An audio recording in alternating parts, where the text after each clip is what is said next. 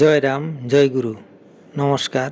গল্প কথায় রাম ঠাকুর চ্যানেলে সব বন্ধুদের স্বাগতম। বন্ধুরা, আমি আজ উকিল বাড়ির বধূর রান্নাঘরের নাম প্রাপ্তির প্রসঙ্গে দ্বিতীয় পর্বে কথা আপনাদেরকে শোনাচ্ছি। দ্বিতীয় পর্বে সাধু সন্তদের প্রতি গৃহকর্তাদের মনোভাব কিরূপ ছিল সে প্রসঙ্গে বলছি। তাদের মতে এই তথাকথিত সাধু সন্ন্যাসী সংসারে একরকম পরগাছা। তারা নিজেরা উপার্জন করেন না, অন্যের উপার্জনের উপর নির্ভরশীল। ওরা আগে নিজেরা মুক্তি লাভ করুন, তবে অন্যের মুক্তির ধার উন্মুক্ত করবেন। এ ছিল সাধু সন্তদের প্রতি গৃহকর্তাদের মনোভাব।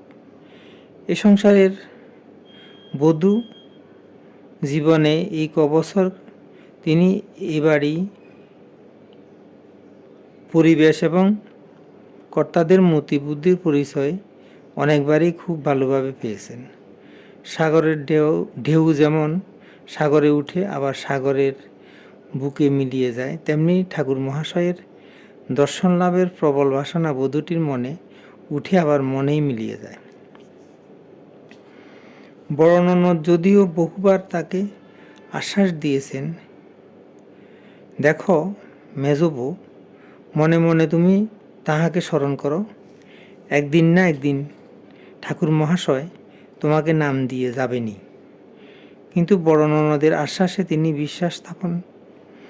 বিশ্বাস স্থাপন করতে পারছেন না। ঠাকুর মহাশয়কে কে এখানে নিয়ে আসবে, আর ঠাকুর মহাশয় বা কী করে তাদের বাড়ির ঠিকানা জানবেন?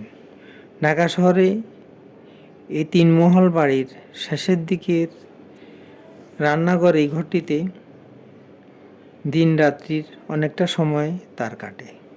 প্রথম মহলে উকিল বাবুরা তো বসেন, তাদের ডিঙ্গিয়ে আসা ঠাকুর মহাশয়ের পক্ষে সম্ভবপর হবে না।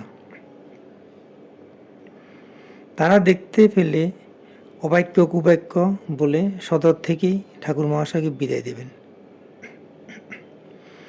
আর ঠাকুর মহাশয় বা কী করে জানবেন তার মনে নিভৃত কন্দরে কি সুদুর্লভ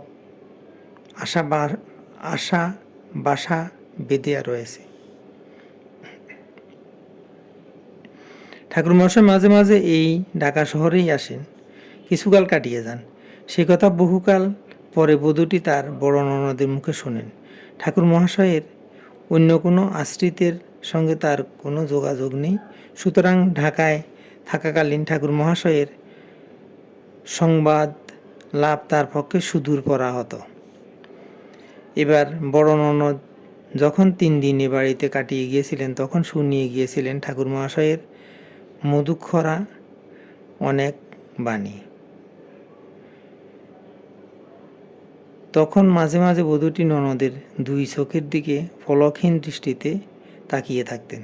তাই দেখে একসময় বড় ননদ প্রশ্ন করেছিলেন, ও মেজবউ, তুমি আমার চোখের দিকে অমনভাবে তাকিয়ে রয়েছ কেন? ভেঙে পড়লেন বধূটি। জলভরা চোখ দুটি আঁচলে মুছতে মুছতে বললেন, বড়দি, আমার ভাগ্যে আর ঠাকুর দর্শন হবে না। আপনার যে 2 চোখ দিয়ে অনেকবার ঠাকুর মহাশয়কে দেখেছেন, সেই চোখ দুটির দিকে তাই অমন করে তাকিয়ে থাকি। দীর্ঘ নিঃশ্বাস ফেলে বড় ননদ তাকে জড়িয়ে ধরলেন।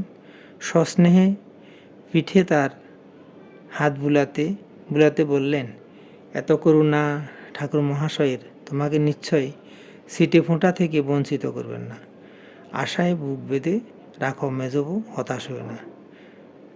তারপর দীর্ঘ প্রতীক্ষা ও ব্যর্থতার মেশা প্রতীক্ষা ও ব্যর্থতায় মেশা বহু বছর কেটে গেছে বধূটির জীবনে। এখন নিরাশা ও হতাশায় ভরা তার মন। অবসর সময়ে শুধু হাহাকার ধ্বনি যে বুকে উঠছে, সেটা নিজে শোনেন আর বোঝেন। বলবার মতো এই বাড়িতে আর কোনো প্রাণী নেই। বন্ধুরা, দ্বিতীয় পর্বের এখানে আজকে শেষ করছি। আগামী দিন তৃতীয় পর্ব অর্থাৎ শেষ পর্ব পড়ে আপনাদেরকে শোনাবো কিভাবে বধূটি ঠাকুর মহাশয় থেকে নাম পেয়েছিলেন। বন্ধুরা, আমি এখন শ্রী শ্রী ঠাকুরের বেদবাণী থেকে দু একটি বাণী পাঠ করে আপনাদেরকে শোনাচ্ছি। ঠাকুর বলেছেন, ভাগ্যগতিকে সকলেই সংমিলন হইয়া থাকে, তাহাতে ধৈর্যই পরম বন্ধু, কাহারও কোনো দোষ ও গুণ নাই।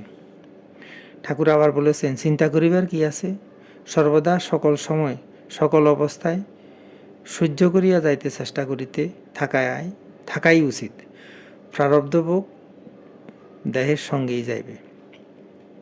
বেদবাণী 1। বন্ধুরা, আজ এ পর্যন্তই। আগামী দিন আবার শ্রী শ্রী ঠাকুর সম্পর্কে গল্প বাণী নিয়ে আপনাদের সাথে থাকব।